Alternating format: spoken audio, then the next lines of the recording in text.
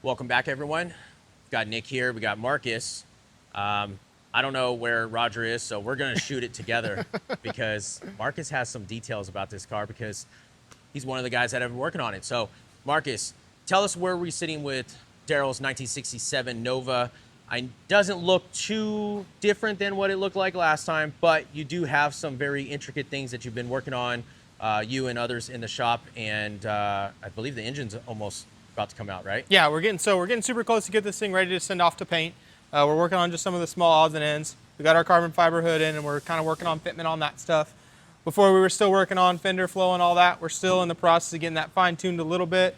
We finished out our lower A-pillar section, so there's no longer a big old hole there on both sides. That's finished out. Coming over to the inside of the engine bay. Oh, we got shocks on the hinges now. No more Q-tip. Now we got shocks on there, so but as you can see, it's getting pretty empty in here. Getting ready to pull this thing out. Start working on getting the Don Hardy motor situated and ready to go. This is a LSA crate motor from way back when that we're no longer be running in the car. We're putting a Don Hardy LSA in it with a Harrop blower that's been on there. But we got to get this thing out, get some holes drilled and tapped, ready for grounds, get some cables ran, a couple little odds and ends before this thing goes off to paint. We got our inner fenders pretty much finished out. We got an access panel down here for our radiator to get to that lower radiator hose. If you guys don't know or haven't been around long enough to know about this, the radiator in this car is huge compared to what would normally be in here. It's what goes in a Chevelle. We modified these front frame horns and had to do a whole bunch to get that tucked up in there. Going over what's pretty crazy, there's a lot missing from here. Yeah. I mean, because you have radiator, you have AC condenser, and then you have heat exchanger, and it's all in this confined space right here. And I mean, the radiator hose that comes from here to here is, you probably have a 1/4 inch on both sides of that hose before you're on fan or you're on the front accessories. So we got grill, bumper, all that stuff still in there. We got our Dapper headlights that are going to be the final headlights for the car, so we're super excited to run those on the car and see how they work out. Coming around this side, coming into the car, we have now our fabricated lower dash section. Similar to the Mercedes, we'll end up doing a combination of printed parts, metal parts, and just making this dash fit the overall feel and theme of the car. We talked about it wanting to be kind of a supercar-esque theme. There's going to be a little bit of carbon fiber here and there on the inside along with the exterior of the car.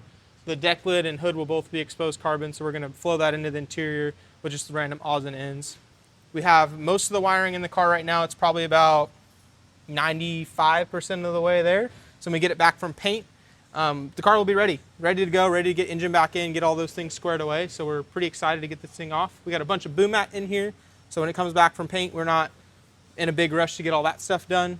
So if you guys don't know, this thing has electronic door latches in it, and it doesn't have any key locks on the outside. So we have this cable that runs all the way through the door. It's a little long right now. We're going to wait till we get finished to cut the cable to size, but it all works out. But it runs all the way to the inside over here.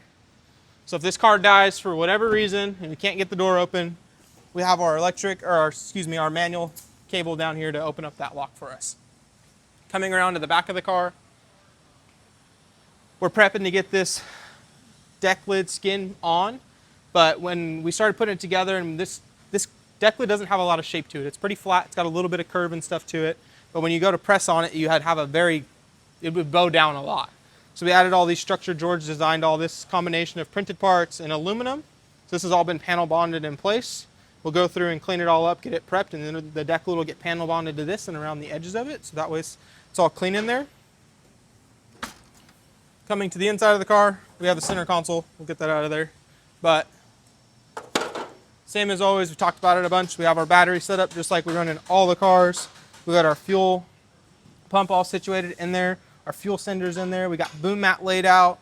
You see we got majority of our wiring now loomed with our e-stop in here. And just getting all the little odds and ends ready before this thing goes off to paint. So in conjunction with all that, we also have our rear window fit. We're doing flush fit-esque glass on this thing, but it's going to end up having a trim. So we ended up having to move some stuff out because glass just doesn't fit that great anymore. We've gone through probably 4 or 5 pieces of rear glass on this thing to where we finally decided to just open up all the sheet metal, make a little more room so pretty much any rear glass will fit in the car. Coming onto this side, You get a little bit better view of some of the dash bar and stuff that we've been running, some of the mounts on how the dash section mounts to the dash bar. We got our main power cable is running on the right-hand side of that transmission tunnel. Seats are mocked up in there, getting some of our pedal placement finalized, so that way when this thing comes back, we're ready to rock and roll and start test driving and getting all the little odds and ends squared away on this thing. And remind me, this has got a coach-built wiring harness, Yep. right? Coach control harness. Coach control. Yeah. And that's going to give us a lot of functionality for the window regulators and one touch, right? Yes. So they'll have that slight drop whenever you open and close the doors, all the fancy odds and ends that'll make these things pretty sweet. Fancy. Yeah, we're super excited to run them. Wow. If you guys don't know, there's a bunch of work done to these doors and windows. So, so aluminum. And so is that like something that you program inside the computer to like drop X amount, or is that like a standard, just it drops, quarter inch or whatever it is that they like? How does that work? I'm pretty sure it's all dialed in through the coach controls, because you can go. They're pretty user friendly, but they have a lot of just random odds and ends that you can go in and kind of fine tune and make to what you want. What are some of the other positives about like features that come with that? With the coach controls, you just get to run the one harness and ECU for the body of the car, and it ties in really well with the Holley controls we're going to run on this car. I believe this car is running on a Terminator. Correct me if I'm wrong, or don't hose me in the comments if it is. But it just makes things a lot smoother, and it comes with everything, and you can add one-touch windows and all the other. If you're running multiple windows, you don't have to run extra relays, and just it makes things. And when you order it, it all comes as one. You're not trying to piece it together as you go. Or you're not trying to cut down a harness from if you got a GM harness or whatever. Wow. Makes it a lot smoother. Okay. But going in, we'll go back to the engine bay. You can see on the topic of wiring and all that, we have our main harness that will end up coming down through here. We got our mil-spec connectors. Some of the stuff you guys don't normally see on these cars that we hide and we keep out of the way. Our assembly guys, Jose and Josh and everybody, do a really good job about tucking away our wires and plumbing and all that stuff to keep engine bays and inside of the car as clean as possible. Got our main power studs down in there. But you guys hide stuff, but not to where, but then also too, like the mil-spec connections and stuff like that, they're hidden, but they're still serviceable as in like, because a lot of times when these wiring harnesses get hidden, they become really, really a pain. Extremely hard. Yeah. And this car is to service and find any problems. Yeah, this car is a super tight engine bay. It might not look like it, but when you start getting in there, I mean, there's a lot going on. Jose is a wizard when it comes to that stuff, so hats off to him. But the way we do things is that way, if Lord forbid this thing's got to come out, you disconnect your mil specs, pull that engine out, and when you're ready to put it back in, you have your harness already on the motor, and you put it back in, you connect your mil specs, and you're ready to rock and roll. So you're making it sound super easy. Still time. It's still time and energy and effort, and you got to make sure you're not scratching stuff and all the little things that you don't realize when you're not building the car at home. But you're trying to make it as easy and streamlined as possible. Yeah, that, and it's just longevity and serviceability, all that stuff. It just makes it way, way nicer in the end. So. Okay. So almost to the point to get to paint, and I want to go ahead and throw this in here. Roger will probably talk about this in the shop walk around, but unfortunately this one's not making it to SEMA. Yeah, we're pretty bummed on it, but in all reality, we don't want to build the car twice, and we don't want to be Bluetooth driveline on this thing. Yeah, so a lot of times cars are slated to go to SEMA and they lock in. And no matter if the cars are finished and done, they have to be there. And then usually they come back, and then things have to, car has to go get disassembled and things finished and everything. With this situation, there are some opportunities that changed with things, and the decision was made to slow it down a little bit. And there's going to be some other news coming with the car, and that's what Darrell and Roger and the whole team are looking forward to, is the next step. That they're going to bypass SEMA to go towards, and that's going to be exciting in itself. Yeah, we're super excited. Darrell's a little bummed. I mean, rightfully so. Is going to be in the Roadster Shop booth, if you guys didn't know.